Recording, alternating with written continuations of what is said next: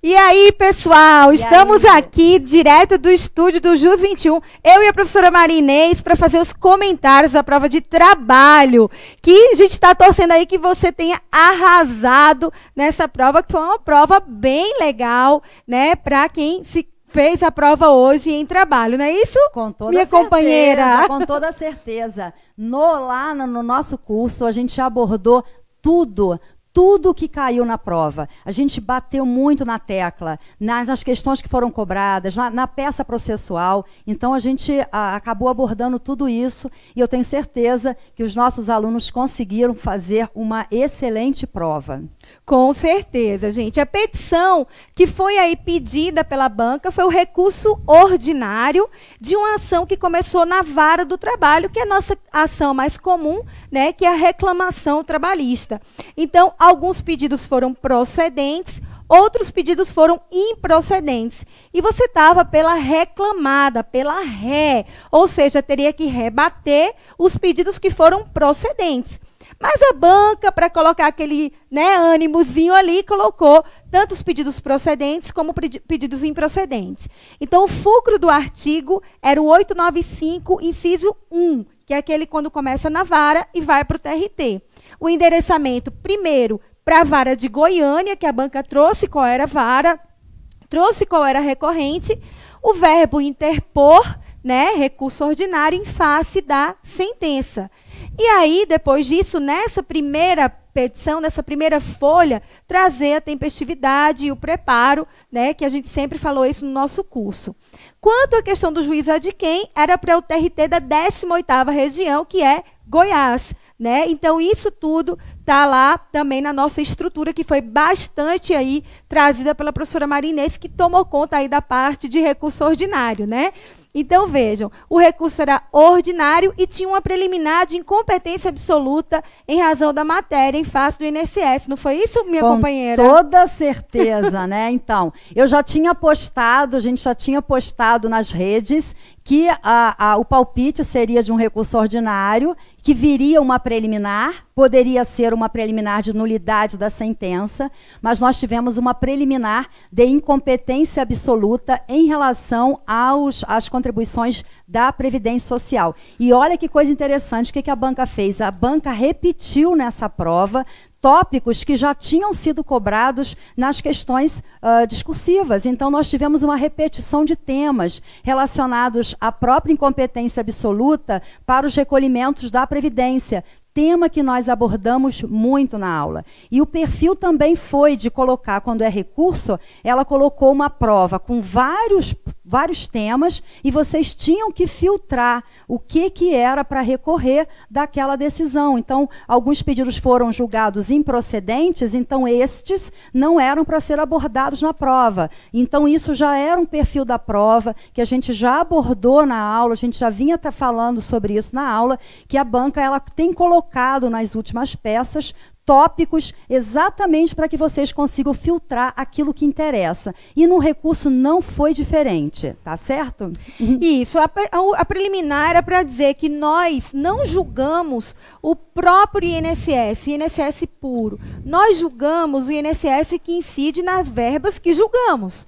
Então, o INSS que incide sobre salários, sobre qualquer verba, o que incide nós julgamos. Agora, o pedido puro e simples de INSS nós não julgamos. E aí, complementar com o artigo 114, inciso 8 da Constituição Federal e súmula 368, item 1 do TST, além da súmula vinculante 53 do STF.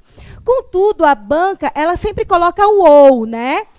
Se colocar o 114, inciso 8, ou súmula vinculante 53, então não precisaria ter colocado tudo. Geralmente, nos gabaritos anteriores, a banca faz isso. Então, tinha essa preliminar de competência absoluta em razão da matéria. Exatamente. E aí, em relação aos outros tópicos, nós tínhamos, por exemplo, o dano existencial que tinha sido julgado improcedente não era para mencionar, porque o cliente era a reclamada, então se foi julgado improcedente, a falta de interesse, né, para recorrer. Então, tanto o dano existencial como a hora de prontidão também foi julgado improcedente, e também a gente teve o adicional de transferência. Esses 3 tópicos não eram para ser mencionados na peça, porque foi improcedente e o cliente era reclamada, então esses tópicos não seriam que ser abordados. O outro tópico foi, agora no mérito, então tinha essa preliminar, né, de incompetência absoluta, já que o pedido era de contribuição previdenciária sobre verbas que já foram pagas ao longo do contrato de trabalho, o recolhimento não foi realizado. Para isso, o trabalho é incompetente. Súmula 368 também, item 1, fala isso de forma expressa. Então, tinha que arguir a incompetência absoluta e requerer a extinção do processo sem resolução do mérito em relação a esta incompetência absoluta para esses recolhimentos. E o outro tópico, aí já no mérito, nós tínhamos o intervalo, né? E o intervalo ali, também argumentações muito simples, porque foi deferido o intervalo de 1 hora e, na verdade, havia uma autorização do Ministério do Trabalho para a redução do intervalo para 30 minutos. Então, a previsão é do artigo 71, parágrafo 3º da CLT, que autoriza expressamente a redução desse intervalo. Então, essa era a tese que tinha que ser alegada. A portaria, né, lá, e também 1095, a portaria 1095 do Ministério do Trabalho. Isso. E ainda dentro desse tópico, mais uma característica da banca, que é você contestar aquele pedido e também tudo que está relacionado àquele pedido. Isso também é uma característica da banca FGV, e isso aconteceu nesse tópico também, em que o intervalo que foi deferido na sentença foi de um percentual de 80%. Então, também tinha que impugnar esse intervalo, o percentual do intervalo, que é de 80%, que não é de 80%, é de 50%, indicando o artigo 71, parágrafo 4º da CLT. Isso. Na verdade, então, essa questão relacionada à hora extra era tanto dizer que a portaria, assim como a CLT, autorizava essa diminuição pelo Ministério do Trabalho, e também alegar a porcentagem, que não é de 80%, é de 50%. A não ser que tivesse um acordo ou convenção coletiva de trabalho dizendo que era 80% e não 50%, que é o normal. Ok, gente? Então, esse é o primeiro tópico. O segundo tópico foi o pedido de demissão. Na verdade, ela pedia reintegração porque estava grávida, sendo que ela pediu demissão. Gente, esse ato jurídico é válido, não traz a questão que teve coação, nada disso. Ela teve ali o direito dela de pedir demissão e o empregador aceitou. Então, não teve nenhuma coação. A banca pode cobrar de você o artigo 153 do Código Civil. Na CLT não tem nada expresso sobre coação, nenhuma OJ e súmula nesse sentido da coação em si. Tá? Alguns alunos colocaram súmula 244, mas a súmula 244 fala da estabilidade da grávida. Mas vejam, um contrato de trabalho não é uma prisão. Mesmo que eu tenha estabilidade, eu posso me desvincular dele e é um ato jurídico perfeito. Ok? Então, ela pedia reintegração. E aí, nós falaríamos sobre essa questão do ato jurídico perfeito, porque não teve coação e teve manifesta vontade da parte dela. A questão não falou de nenhum vício na manifestação de vontade, não foi narrado que ela, na inicial, tenha alegado, porque mesmo que ela tivesse alegado algum vício na manifestação de vontade, ela teria que ter provado. Mas essa alegação do vício na manifestação de vontade no pedido de demissão não havia na prova. E aí, então, como ela pediu demissão, esse ato é perfeitamente válido, não é? Perfeito. Muito bem. A outra questão que a gente teve foi a questão do sobreaviso, né? Na questão do sobreaviso, na peça vinha dizendo que o empregado utilizava o celular da empresa e ficava com o celular ligado o tempo inteiro. Também, gente, muito simples de encontrar, porque o sobreaviso, a gente tem a súmula, que é a 428 do TST, e essa súmula estabelece o direito ao sobreaviso quando o empregado fica com o celular em regime de plantão. Então, na prova, na questão, não vinha dizendo que o trabalhador, que a empregada, estava em regime de plantão. Esse era o detalhe que está na própria súmula 428. Isso. Então, era só encontrar a súmula 428, que é fácil encontrando no índice remissivo, e lá era só verificar que a súmula estabelece que só tem direito ao sobreaviso se ficar em regime de plantão. Na verdade, o simples fato de ter um celular, um bip, um pager, um computador, não é regime de plantão. Agora, quando o empregador veda, poda aquele direito de ir e vir do empregado, aí sim considera-se regime de plantão, que não tinha na questão. O próximo tópico foi a insalubridade, artigo 192, caput da CLT. O juiz deferiu 30% de insalubridade. Gente, não existe 30% de insalubridade. O que existe é 30% de periculosidade. Insalubridade é 10, 20 ou 40. Como a sentença deferiu médio, grau médio, seria 20%. E não 30%, que é inexistente. E apontar o artigo 192 caput ali da CLT. Exatamente. E a banca fez nessa questão uma maldade que ela já havia feito em peças anteriores, que nós trabalhamos no nosso curso.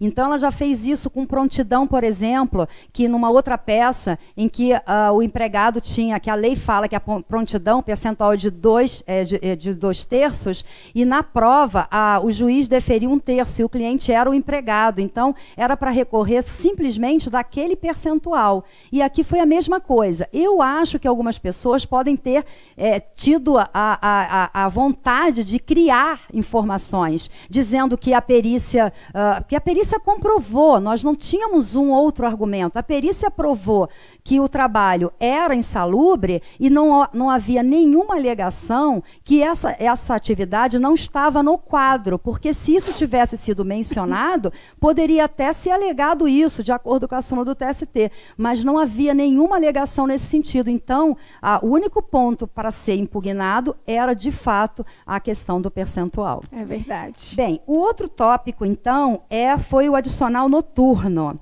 A mesma coisa em relação ao adicional noturno, porque, vejam, em relação ao adicional noturno, o equívoco aqui, que teria que ser alegado, diz respeito tão somente ao percentual do adicional.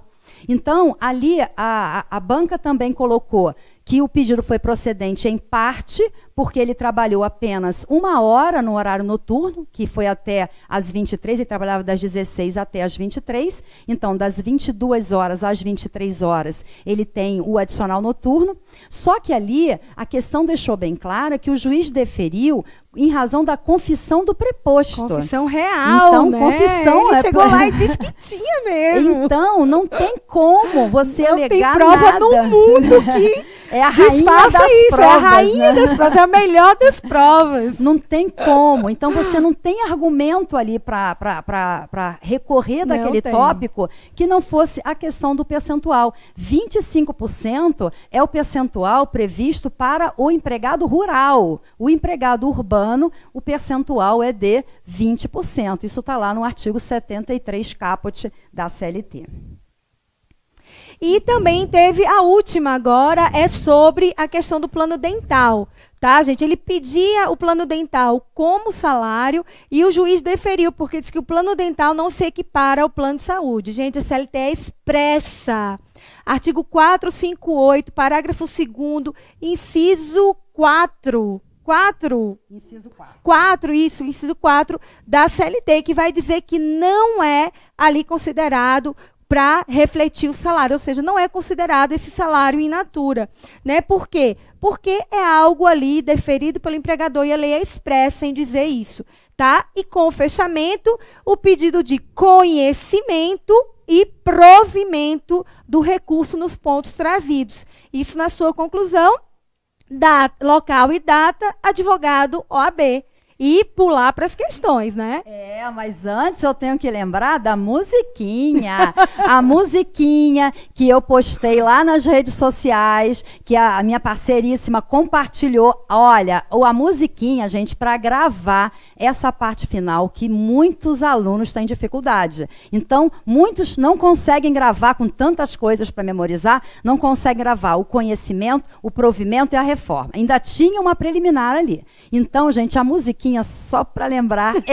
Você sempre pede o conhecimento, provimento e a reforma para julgar procedente ou improcedente conforme o seu cliente. Aqui o cliente era reclamada, então tinha que pedir a improcedência. Mas no final também, como tinha uma preliminar de nulidade, de incompetência absoluta, então nos requerimentos finais também tinha que renovar essa preliminar para ganhar a pontuação que normalmente gira em torno de meio ponto nessa parte final.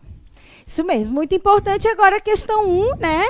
Com a minha parceira aí, a 1 e 2, Exatamente. que é a área dela, direito material. Depois eu passo para 3 e 4, que foi processo. Gente, presente de Natal, Ano Novo, antecipado. Praticamente a mesma questão sobre acordo judicial. Uma coisa que a gente sempre bate muito em sala de aula.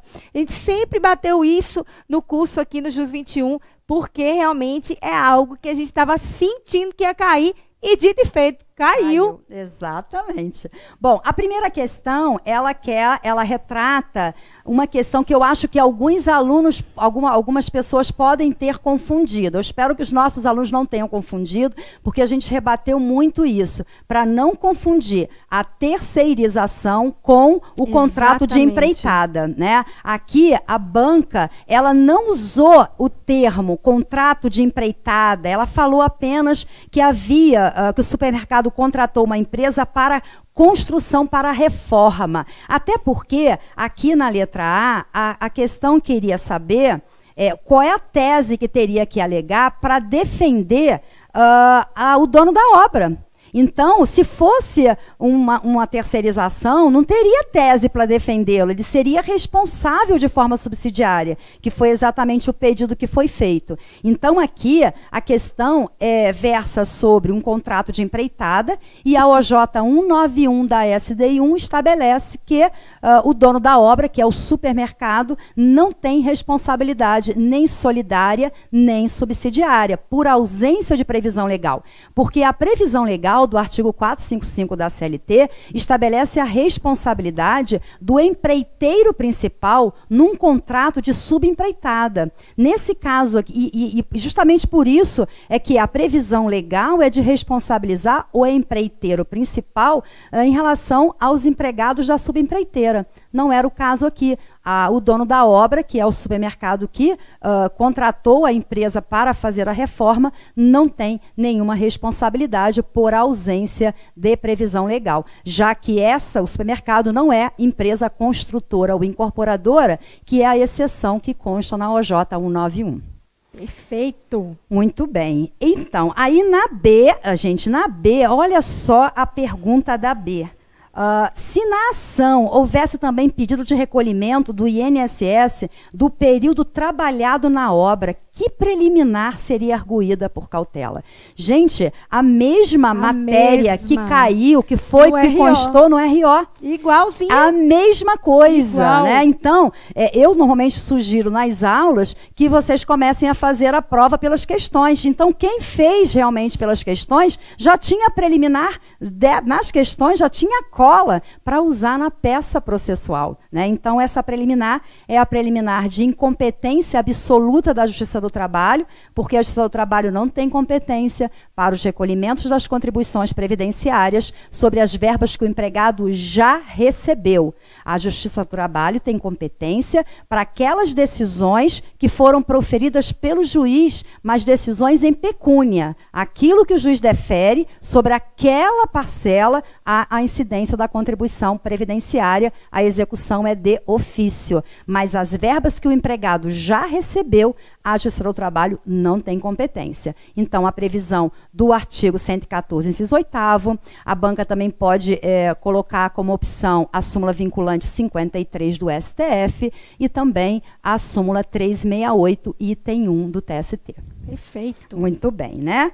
E aí nós temos ainda a segunda questão. Na segunda questão, a questão também muito simples de se resolver, bastava ter atenção, né, com o caso que foi colocado. Ele pergunta a respeito do adicional de periculosidade que foi postulado pelo empregado que trabalhava como na função de empacotador e auxiliar de máquinas. E ele utilizava motocicleta para se deslocar do trabalho, casa a casa, trabalho.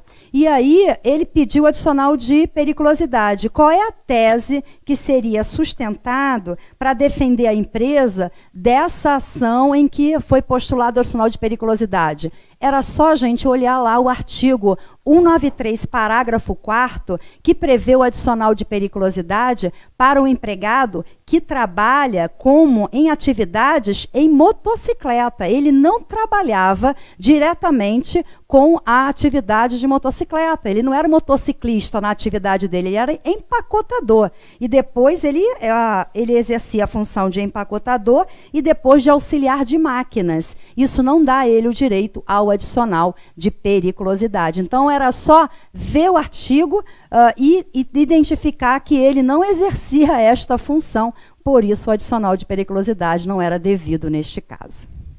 Isso mesmo. E ainda temos a letra AB.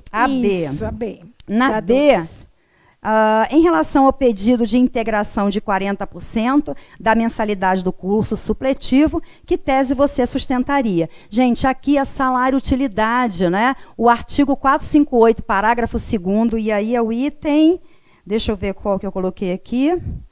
É o item 2, o inciso 2 estabelece que não caracteriza salário e utilidade o fornecimento de, quando o empregador paga os estudos do empregado.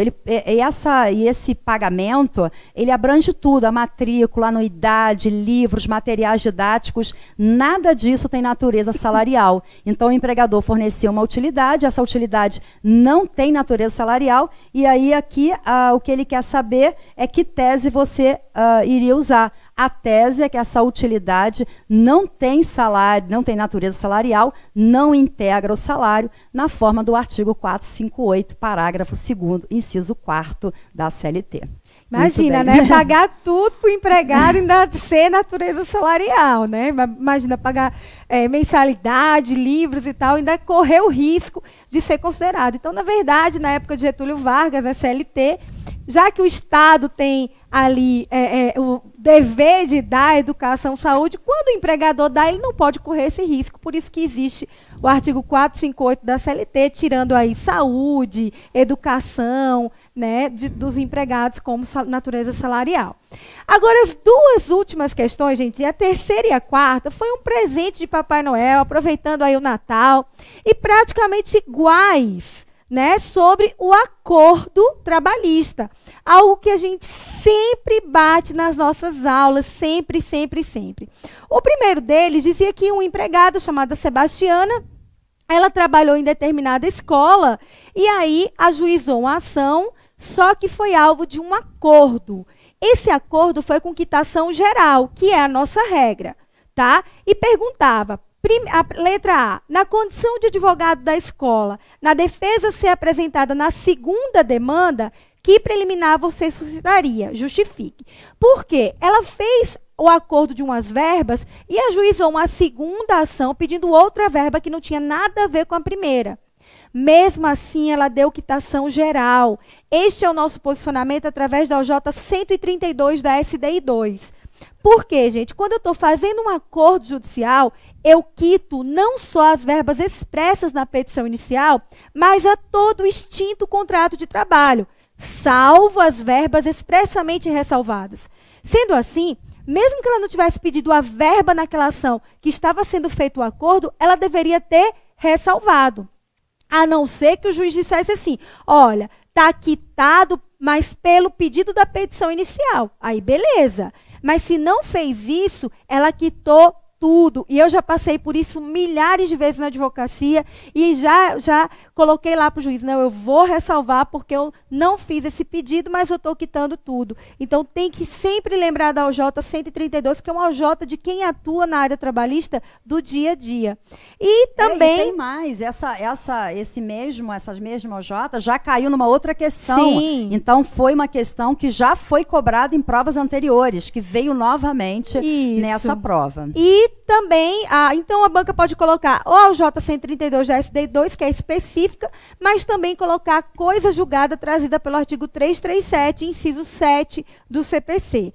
tá? E aí a consequência, dizia assim na letra B, caso a preliminar fosse acolhida, qual seria a consequência jurídica do segundo processo movido por Sebastiana? Justifique.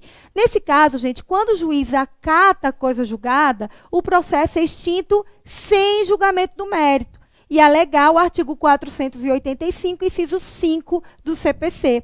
Uma vez que a CLT não faz essa diferença quando é com mérito ou sem mérito, tá? A CLT, as sentenças estão no artigo 831 e 832, ela não faz essa previsão. Então, de forma subsidiária, com a autorização da própria CLT no artigo 769, nós buscamos na fase de conhecimento o processo comum e aí o processo civil, ok? Então, sopa no mel essa questão, ó, presente de Natal, muito bacana. Nossos alunos, certeza que gabaritaram. Estou começando a achar que vai ser 100% aprovação, hein, companheira? Tô achando, porque tudo foi trabalhado demais do nosso curso, gente. Pelo amor de Deus.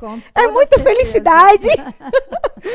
E, para coroar, a quarta questão também foi sobre acordo trabalhista. Uma coisa que eu mais falo nas minhas aulas de processo. Dizia que, vamos lá pegar aqui a quarta questão. Como a gente está aqui, né, ao vivo, eu peguei aqui, ó. O Saulo, nome do meu irmão, Saulo, ajuizou a reclamação trabalhista contra seu ex-empregador. E na audiência também fez um acordo, tá?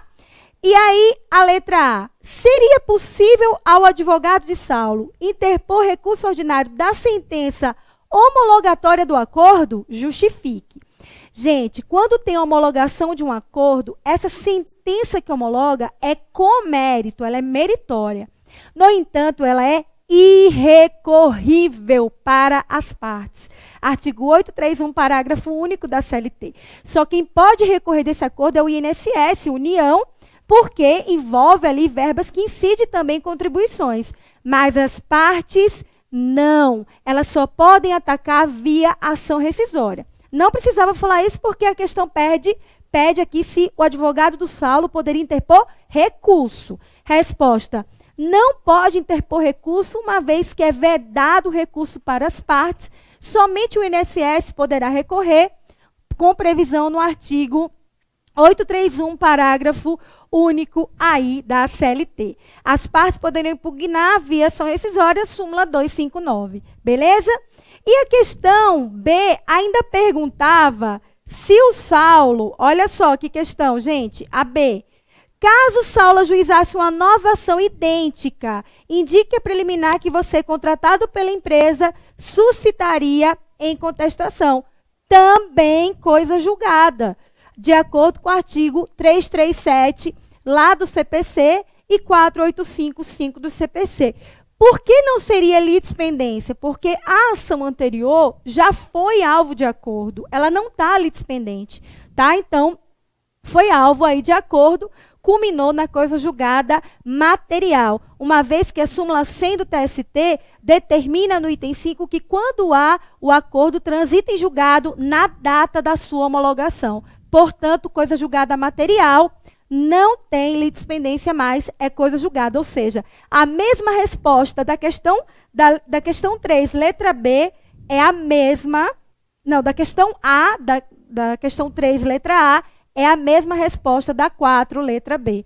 Certo, gente? Então, acabamos de receber aqui que saiu o gabarito, exatamente, né? Oficial aí. Saiu o gabarito, eu já estou com ele aqui. Opa! Olha só, gente. Opa! Gabarito oficial da peça processual. Nós temos o recurso ordinário, a petição de interposição para o juízo da 100ª Vara do Trabalho de Goiânia e as razões recursais ao TRT, a indicação do preparo, e é o que a banca sempre cobra, isso, né? E aí vem lá, preliminar de incompetência do seu trabalho para determinar os recolhimentos do INSS. Nosso gabarito então está né? Ok, companheira! Okay, exatamente. Por basear em decisão condenatória, conforme súmula vinculante 53 do STF e a súmula 368, inciso 1 do TST. Pode ser que quando vier o gabarito definitivo, eles incluam também o artigo 114, inciso 8º, que não constou aqui, né? Aí vem, no item 2, que a hora extra é indevida, porque há autorização do Ministério do Trabalho conforme a previsão do 71, parágrafo 3º.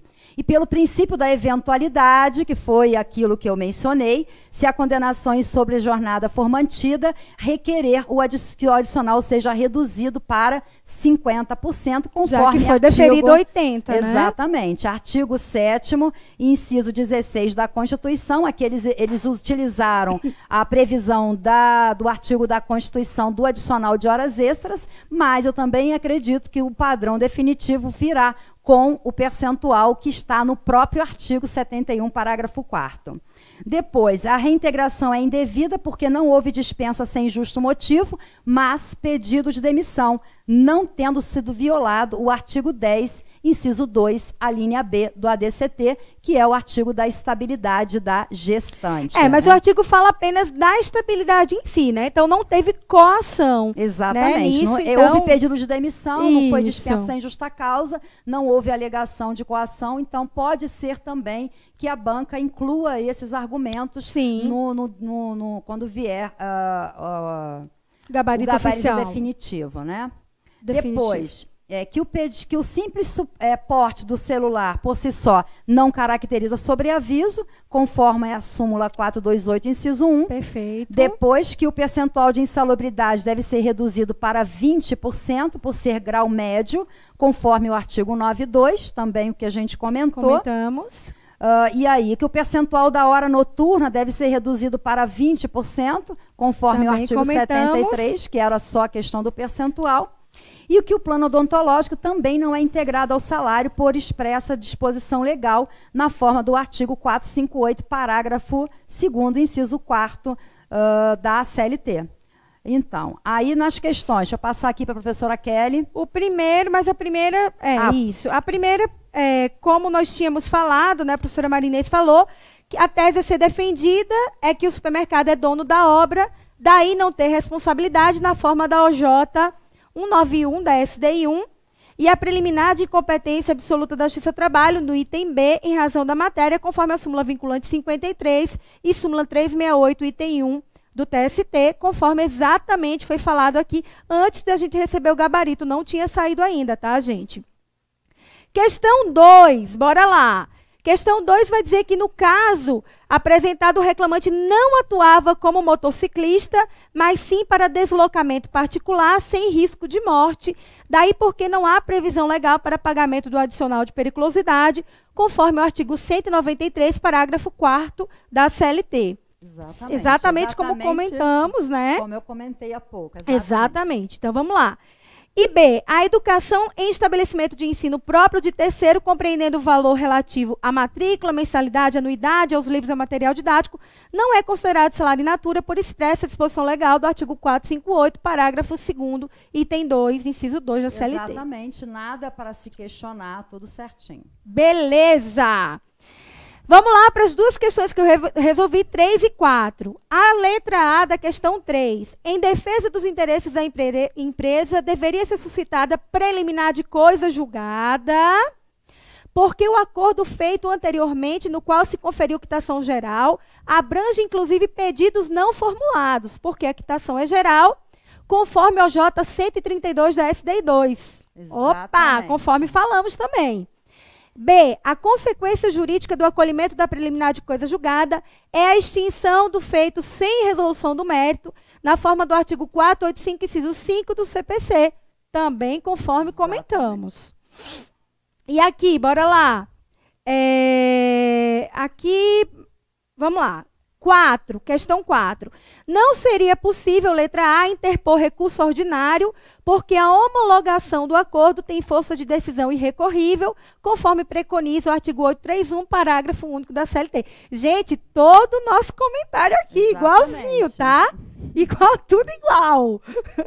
E questão B, para coroar, a preliminar suscitada é de coisa julgada conforme o artigo 337, inciso 7 do CPC. Uma vez que eu falei para vocês que era a mesma resposta da questão 3, letra A.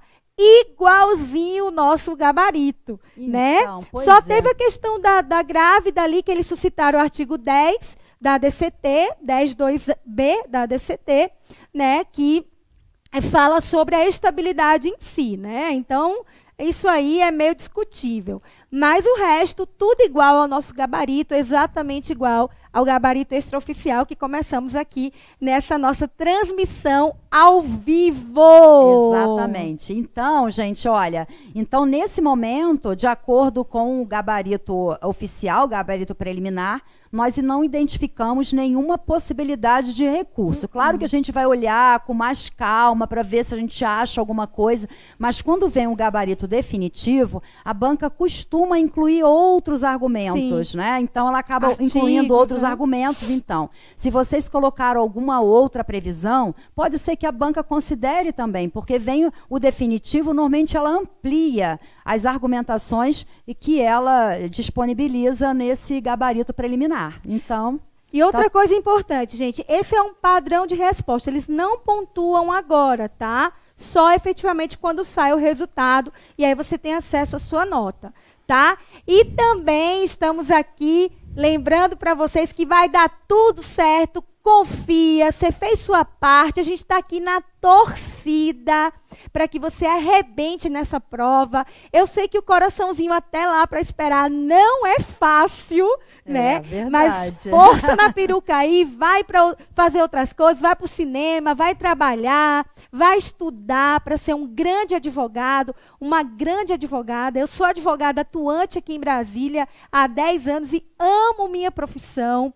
Amo de paixão ser advogada trabalhista, né? Então, vocês vão ter também o prazer de atuar nessa área mágica, nessa área maravilhosa que eu tenho tanto orgulho de fazer parte, porque nós temos uma justiça social. Nós lutamos ali pelo direito do trabalhador, mas lutamos também pelo empregador quando ele tem razão. Tá? Então, é verdade. Tomara que vocês tenham gostado da nossa transmissão ao vivo. E é só complementar, porque na prova de vocês não caiu a reforma trabalhista. Não, então, agora vocês já vão poder estudar a reforma trabalhista, né? Com as mudanças que tiveram.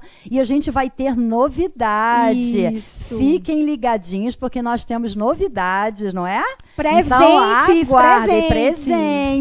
Presente para vocês que já passaram, porque a próxima vai ser com a reforma e daqui para frente vocês não vão fazer a próxima, porque vocês já conseguiram, já passou. Mas vocês vão precisar disso para agora, para advocacia. Começar a advogar na área trabalhista. Isso, outra coisa muito importante, gente, essa semana de 23 a 25 no JUS 21, nós teremos um congresso online gratuito, com grandes nomes do direito, da advocacia jovem, tá? Iremos falar sobre contratos, iremos falar sobre fashion law, iremos falar sobre advocacia trabalhista, tributária, muita coisa, marketing jurídico. Então, acessa lá o site do JUS 21, se inscreve gratuitamente. Se você precisar de hora também, tem certificação de 12 horas.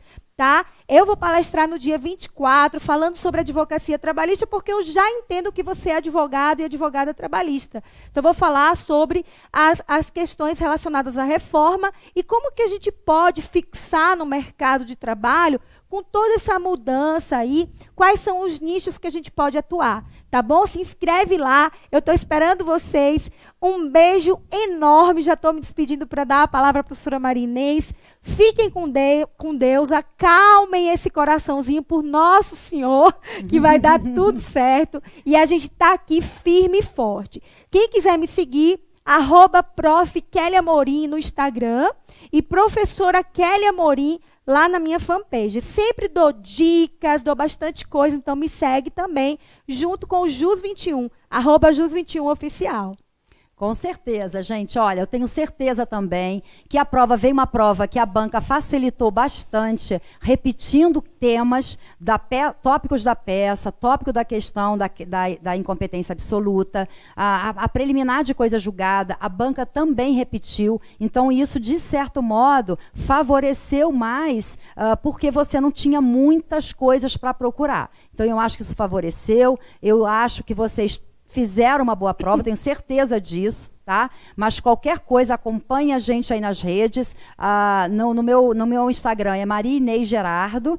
No Facebook, Maria Inês Gerardo também, ou professora Maria Inês. Vocês me encontrem. Porque a partir de agora, porque até então, eu não vinha divulgando nada sobre a reforma trabalhista. Justamente porque, em respeito a vocês que estavam fazendo as provas, então, eu não queria bagunçar a cabeça dos meus alunos, dos nossos alunos que estavam aí se preparando para a OAB. Mas agora não. Agora eu vou passar a colocar várias dicas sobre a reforma trabalhista, as coisas que foram mudando, para que então vocês possam ter aí um preparo maior para a vida prática, né? E aí, aguenta o coraçãozinho até o resultado, né? Vai dar tudo certo, gente. É pensamento positivo, vai dar tudo certo lá. E outra coisa, para finalizar, gente, não fiquem apegados ao que vocês erraram. Ah, professora, mas eu errei uma tese.